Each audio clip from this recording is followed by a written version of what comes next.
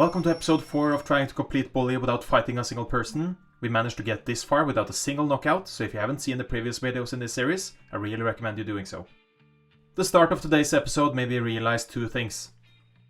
That we have to interact with Beatrice a total of 3 times during the playthrough, and that's 3 times too many. Being a delivery guy for her first, Jimmy's only paid $5. And that should be a good enough reason to close up shop and going back to doing anything else. But Jimmy, on the other hand, decides to creep inside the girls' dorm to eavesdrop on conversations, to find other people's problems he can concern himself with. Metal Mouth! No, just give it back! You can't just steal things from me! Unfortunately for you, my pig ugly friend, that is exactly what I can do. In fact, I can do anything I like in this place. And you guessed it, it's Beatrice's issues we'll have to sort out again. This time Mandy, the school head cheerleader, had stolen her lab notes. So we're a delivery guy once more. Only this time we have to break into a locker to retrieve the package first. The prefect during this mission has a strong desire to continuously check the girls' changing room. After he finally figures out there's nothing to creep on inside, we can retrieve the notes. Running over to Beatrice to give her lab notes back, we're not even getting paid this time. Jimmy gets a peck on the lips, just enough to infect him with her cold sores. And you would think here's where Jimmy draws the line, being paid jack shit and unlocking cold sores. No, Jimmy's going in for round 3.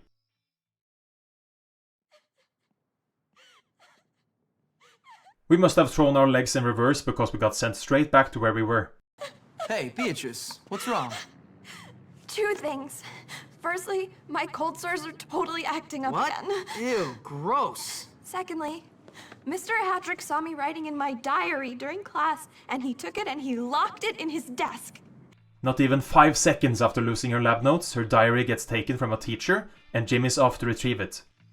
It's supposedly stashed in the staff room, so we'll enter the school from the balcony window and make our way over there. Finding the diary, we run back towards Beatrice to return it. This time we're actually paid a decent amount, but even better, we're done interacting with her. And after a good night's rest, Jimmy's ready to take on the candidate. Oh, but Angie has something to show us. Today's sponsor, PartyPal. PartyPal, with its 5 million downloads worldwide, contains 18 different games, perfect for every party, and make sure you find something that suits your mood. It contains thousands of questions in various categories. PartyPal is free to download and use, with additional questions possible to be purchased. Help me out by checking out PartyPal today. Now back to the video.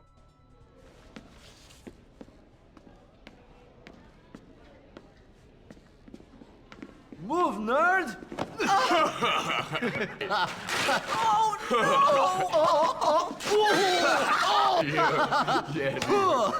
Don't forget to wipe. You'll vote for me, won't you? Yeah, not a chance. What if I pay you? Pay me? Now you're talking. I always knew I was a born leader. Yeah, but unless you buy everyone's vote, you're never gonna win. Because they are definitely gonna ruin your speech at the debate. Oh, unless I had a security manager. Oh, please, please, I don't know. Security please, managers, they cost a lot of money. Oh, I have money. I can pay you. Good. I've always been a politician at heart. We're hired in as a security manager. Our objective is to protect Ernest while he speaks and shoot the jocks who try to sabotage the speech. We don't have to knock out anyone during this mission, but we'll anyways try to avoid even shooting them once. For this mission and this mission only, it's a shame we're not playing on the PC port, and here's why. By running over to the arcade machine in the boys' dorm and hitting play, we can pause the game and load our save. By doing so, we activate a bug in Bully that the speedrunners of this game call DDM. So basically the game disables all voice dialogues while this arcade game runs, and there's no check to re-enable them when you restart your game or load from the pause menu. So when we start the candidate mission with the voice dialogue disabled, this happens.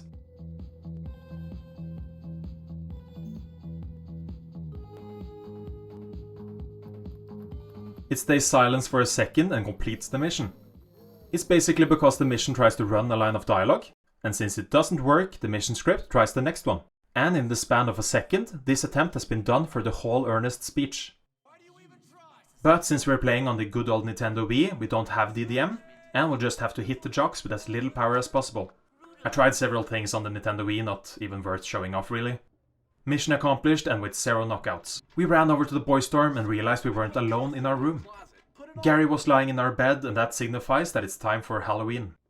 Hey, what's going on? Not much. I was just lying here wishing I could be more like you. Yeah, whatever. But I'm cursed. Yeah? Really? Yeah. Cursed by brains. Do you know what torture it is to be thinking all the time? No, of course you don't. Yeah, you're cursed. You're great. Whatever. What else is going on? Not much. Let me see. It's Halloween. All the prefects are at some party and the teachers are entertaining. I use that word loosely, the kids. No, I'd say the opportunities for fun are pretty much nil. What do you have in mind? Come on, you'll see.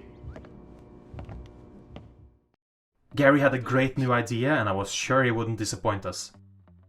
We started out having to perform pranks for 5 other students around campus, so we had to figure out which of these were the least harmful. The first kid wanted me to put a kick me sign on someone's back. I tried putting it on his back, but I weren't allowed. So I put it on someone else and immediately ran inside the boys' dorm before someone was able to kick him. That way he didn't get kicked before he was despawned. The next prank was stink bombs. I figured I'd try throwing the stink bombs close to the students so they were only affected by the smell, and not the impact of the glass container it's stored in. And it worked. The next prank that seemed the least harmful was marbles. I went around campus and was met with a jock that decided to fight Jimmy for no reason at all. So I used the marbles as self-defense as he would slip on them while he chased Jimmy. Then it was itching powder. I figured I could use this in the same way, and so I did. Threw it at the aggressor as they ran towards Jimmy as self-defense. Now for the last prank there was only 2 pranks to choose from. The first one was Volcano 400, and like most of you probably know, it does a lot of damage. That's a lot of damage! The other prank I could choose was eggs. Now I have to show you, because in my first run I started out by using the Volcano 400, marbles and eggs on the mouse crawling around the boys' dorm. But it killed the mouse, and surely a pacifist wouldn't exclude animals from their pacifism. So I used the eggs as self-defense in the same way I used itching powder and marbles. Unprovoked and running towards Jimmy. And by that we had completed the Halloween mission. Now there's a Halloween exclusive mission that's called the Big Prank. If we don't do it now, we can't do it later. So we'll head over there to start it. Okay, here's the deal. We're gonna feed Chad's dog some of this rancid meat. Wait for him to take a dump, and then... What the hell? I'm out of here. Whatever, Pete. Okay, let's do this, Jim. I'll explain the rest later. Ah yes, Gary's next great idea. Well, we know what Gary's doing, but we have to find a way to avoid Chad from beating up Gary. I tried waiting it out to see if Gary at some point would get a hold of the dog, but Chad can't be around for this mission to progress. There's no prefects around, but I headed off to look for some anyways. There's 2 places around the school there's always adults. It's in the girls' dorm and in the library. And during Halloween was no exception. I made a dent in the library wall to get the attention of the prefect and ran outside. And he follows us. Well, without any further ado...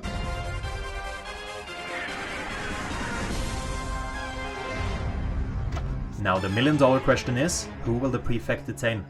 Is it A. Gary, for running after a dog in a SS costume, trying to force-feed it expired meat so the dog will shit in a bag for him? Is it B. Jimmy, for ruining the library wall? C. Chad, for trying to protect the dog and being Chad? Or D. the dog, for making a hell of a ruckus when everyone tries to sleep? Okay, please make a guess. Oh, we got a phone call coming in. One moment. Smart kids are stupid! Okay. Now let's see who the prefects go for.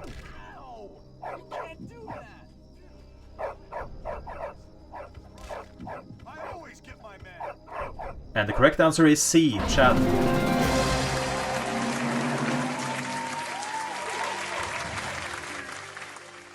Here you go, boy. How about a little trick for a treat?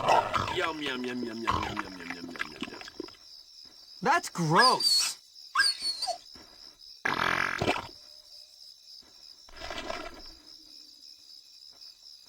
Score! So Gary hands us the trophy, or a bag of shit if you will, and tells us to head over to the teacher's lounge. When arriving, we're told to leave the bag just outside the door and pull the fire alarm.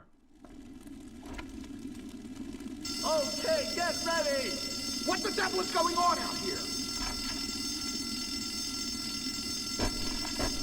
Oh, God! A cheap prank which costed a great guy his clean record. We completed the mission and ran towards the boy storm. Next episode I'll take on Russell, which is the final boss fight of Chapter 1. Make sure to subscribe so you're notified next Friday when I post the next episode. Please leave a like on the video. Thank you so much for watching, and I'll see you in the next one.